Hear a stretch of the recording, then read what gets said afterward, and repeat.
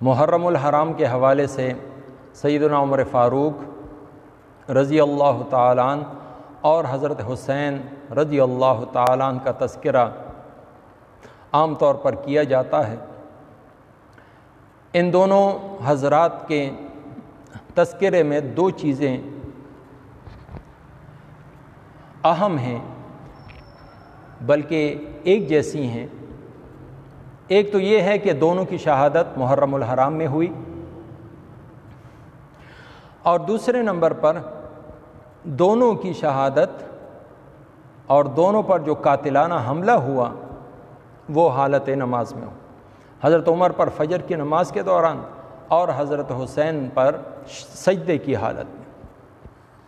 ان دونوں حضرات کا آپس میں محبت اور اخوت کا بہترین معاملہ تھا۔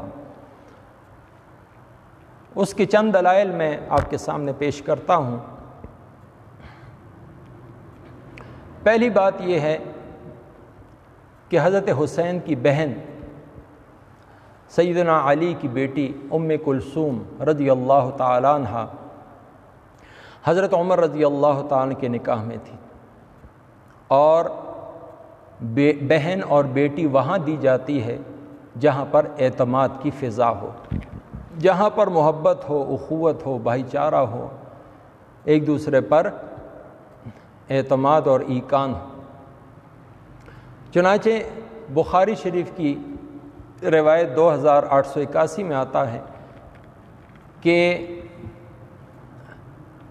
مدینہ طیبہ کی عورتوں کے لیے چادریں باہر سے لائی گئی، وہ تقسیم ہوئیں، ان میں سے ایک بہترین چادر، قیمتی چادر رہ گئی۔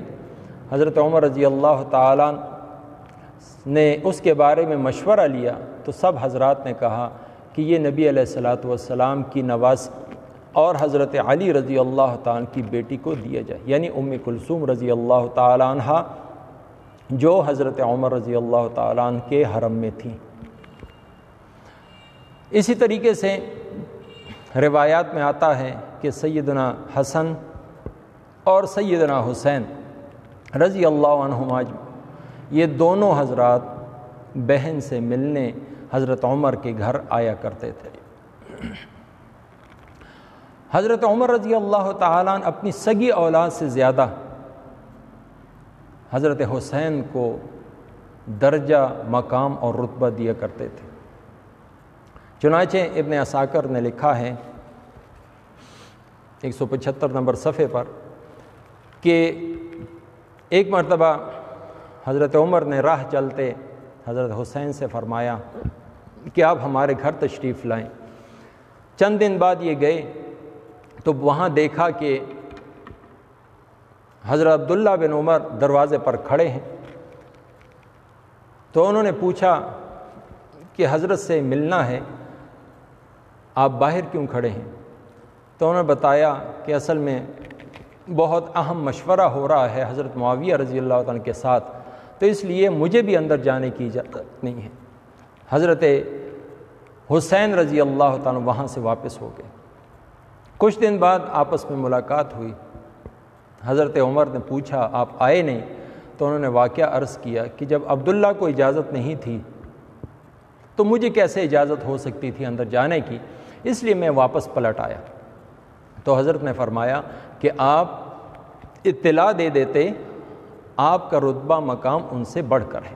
اسی طریقے سے حضرت حسین کو 5000 درہم بدری صحابہ کے برابر حضرت عمر رضی اللہ تعالیٰ وظیفہ دیا کرتے تھے۔ ایک مرتبہ شاہ ایران، جب شاہ ایران کی طرف سے یعنی جب ایران فتح ہوا اور وہاں سے مال و دولت آیا تو اس کی تقسیم حضرت حسن اور حسین سے حضرت عمر فاروق نے کی اور ان کو مال سب سے پہلے دیا۔ ایک مرتبہ یمن کے بادشاہ سے حضرت حسین اور حضرت حسن کے لیے بہترین جوڑے بنوا کر ان کو دلائے۔ تو یہ ان کی آپس میں محبت تھی جو تاریخ کے اوراق پر پھیلی ہوئی ہے، اور قرآن بھی کہتا ہے رحماء بینہم۔